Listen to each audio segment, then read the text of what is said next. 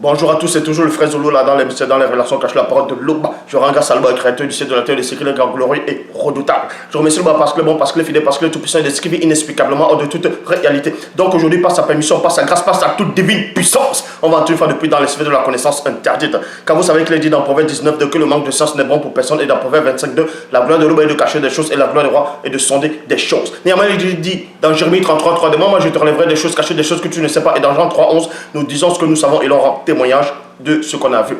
Aujourd'hui, nous allons parler d'un sujet qui a, dans le passé, préoccupé beaucoup de religions, beaucoup de personnes, qui continue toujours. C'est sur la personne d'Isaac et Abraham par rapport à son sacrifice.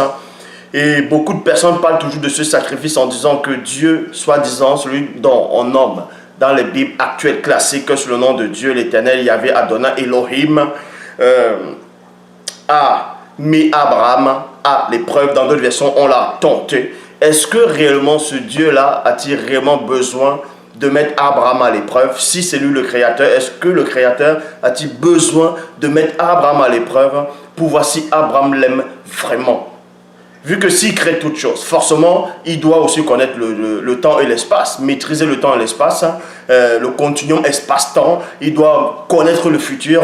Donc, il n'avait pas besoin de mettre Abraham à l'épreuve pour voir si Abraham l'aimait vraiment. Mais ici, on va vous donner quelques versions des Bibles actuelles pour vous démontrer les hérésies des biblistes, les hérésies des gens qui sont venus écrire, recopier, traduire ces Bibles-là. Et ensuite, on va vous donner la vraie histoire d'Abraham par rapport à ce sacrifice d'Isaac de l'Afrique ancestrale.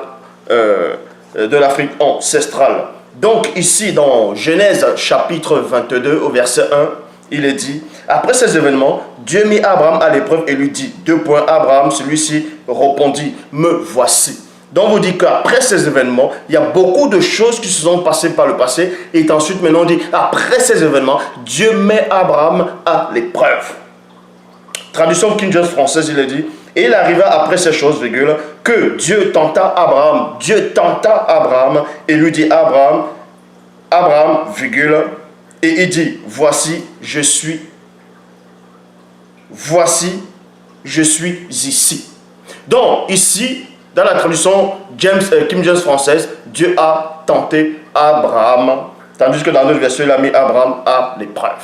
Est-ce que Dieu met réellement des gens à l'épreuve? Dans Jacques chapitre 1 verset 13, il est dit ceci: que personne lorsqu'il est mis à l'épreuve ne dise c'est Dieu qui me met à l'épreuve, car Dieu ne peut être mis à l'épreuve par le mal et lui-même ne met personne à l'épreuve. Bible de la liturgie, il est dit ceci: dans l'épreuve de la tentation, que personne ne dise ma tentation vient de Dieu. Ma tentation vient de Dieu. Dieu, en effet, ne peut être tenté de faire le mal et lui-même ne tente personne. Donc Jacques chapitre 1 verset 13 démontre ici que, en tout cas, ce Dieu-là ne tente personne, ne met personne à l'épreuve. Bon, qui c'est donc qui a mis Abraham à l'épreuve? Dans Genèse chapitre 22. Qui c'est qui a mis Abraham à l'épreuve? Qui c'est qui a tenté Abraham? Puisque Jacques chapitre 1 verset 13 contredit cela. Cette version contredit que Dieu ne peut à aucun moment être tenté. Il ne tente lui-même personne. Il ne met personne à l'épreuve. Dans tous les passages où il est dit que Dieu a tenté les Israélites, il les a mis à l'épreuve, tout ça, ce sont des mensonges. Parce que ces Bibles classiques actuelles sont bourrées de contradictions, d'erreurs, de mensonges, et certains toujours qui n'ont aucune substance vont dire oui, mais si c'est bourré de contradictions, pourquoi tu tires encore tes enseignements dessus? Je vous ai déjà dit plusieurs fois. Et son père dit quoi? Qui est Paul, dont vous nommez Paul. Ne méprisez pas les prophéties, examinez toutes choses et retenez ce qui est bon. Alors, ce dont je retiens ce qui est bon, c'est ce que j'annonce aussi. Mais là, on va vous donner la vraie version par rapport au sacrifice d'Isaac Yololo. Donc, dans Genèse chapitre 22, verset 2, il est dit: Dieu dit, prends ton fils, ton unique, celui que tu aimes, Isaac, va au pays de Moria, et là, tu l'offriras en holocauste sur la montagne que je t'indiquerai. Donc, vous voyez ici, là, dans le verset 2 de Genèse 22, vous apprend, Dieu dit à Abraham que ton fils unique, Isaac, celui que tu aimes. Ça encore c'est un mensonge. Vu que nous savons, en tout cas ceux qui connaissent l'histoire biblique d'Abraham, savent que Isaac n'était pas son fils unique. C'était Ismaël qui était son premier fils. Ce n'est pas Isaac. Donc, il ne peut pas être son unique. D'autres vont dire unique par rapport à la prophétie, unique par rapport au bien. Tout ça, c'est faux. Tout ça, c'est complètement faux, ce sont des mensonges. Donc, voici la vraie version authentique, originelle du sacrifice d'Isaac dans la version authentique. Dans Origine, chapitre 23. Origine, chapitre 23, versets 1 à 21, il dit ceci. Après ces événements, virgule, Satan, le maudit Mabobé, le mauvais esprit en chef, prit l'apparence de l'entité qui était apparue avec les deux veilleurs à Sango, près des grands arbres sacrés dans la région de Bengue, ouest de Wassé Mutonga, c'est-à-dire Afrique centrale, vers la montagne des dieux. Donc, la montagne des dieux, c'est quoi? C'est les entités du grand ordre des choses. Alors que Sango était assis à l'entrée de sa tente pendant la chaleur du jour. Donc vous voyez ici là, que c'est Satan, le Mundima Bobo, le mauvais esprit, qui a pris l'apparence de l'entité qui était apparue dans les versions actuelles Bible classique, dans Genèse 18, ou dans la Bible de l'épée, il est dit que c'était Melchisedec, Cham et Noé. Shem et Noé, qui a apparu à Abraham. Ça c'est faux. C'est plutôt une entité, c'est plutôt l'entité et les deux veilleurs. Je vais relire dans Origine chapitre 23, verset 1 à 21, il dit, après ces événements, virgule, Satan, le Mundima Bobé, mauvais esprit, en chef, prit l'apparence de l'entité qui était apparue avec les deux veilleurs à Sango, près des arbres sacrés dans la région de Bengue, ouest de Wassé Mutonga, c'est-à-dire Afrique centrale, virgule, vers la montagne plutôt des dieux, c'est-à-dire entité du grand ordre des choses. Alors que Sango était assis à l'entrée de sa tente pendant la chaleur du jour. Point. Il apparut à Sango et il le séduisit en lui disant, Sango, point d'interrogation. Sango répondit, me voici, me voici. Et Satan, le maudit Baboué, mauvais esprit, dit, prends maintenant Yololo, l'un de tes fils, Même Satan lui-même, il sait que Isaac n'était pas le fils unique, que Isaac n'était pas le fils unique d'Abraham, c'est-à-dire Yololo n'était pas le fils unique de Sango, mais il était l'un de ses fils parce que Sango avait eu déjà un premier fils avant la naissance de Yololo, c'est-à-dire avant la naissance d'Isaac. Parce que dans la version authentique ici, vous voyez, les propos de Satan sont dits exactement tels qu'ils sont. Or, dans vos Bibles classiques actuelles, il y a trop de mensonges dedans, trop de contradictions, trop d'erreurs, trop d'hérésie. Donc, vous dit ici, il apparut à Sango et le séduisit en lui disant, Sango, virgule, un point d'interrogation, et Sango répondit, me voici. Et Satan, le Mundima Bobé, mauvais esprit, dit, prends maintenant Yololo, l'un de tes fils, offre-le à Loba, comme une offrande à brûler, virgule, sur une des montagnes que je te dirai. Sur une des montagnes que je te dirai. La suite dit ceci. Le lendemain, on vous dit dans la suite, le lendemain, Sango se leva tôt. Il fendit le bois pour le sacrifice, scella son aisselle, qui veut dire l'âne. Et se mit en route vers le lieu que Satan lui avait indiqué. Il amena avec lui 2 hommes de main, ainsi que son fils Yololo, dont vous appelez Isaac. Le surlendemain, il aperçut l'endroit de loin. Il dit alors aux 2 hommes de main, le surlendemain, il aperçut l'endroit de loin. Il dit alors aux 2 hommes de main, 2 points, restez ici avec l'âne. Mon fils et moi, nous irons là-haut pour adorer Loba. Voilà ce que Sango, Abraham, est en train de dire à ses hommes de main. Et ensuite, on vous dit, Sango prit les les petits morceaux de bois pour le sacrifice et il fit un fagot. et le fit porter par son fils Yololo. Lui-même porta des braises de feu dans un porte-braise et un couteau, puis ils s'en allèrent tous les deux. C'est-à-dire, ils s'en allaient tous deux. Voilà ce qui se passait.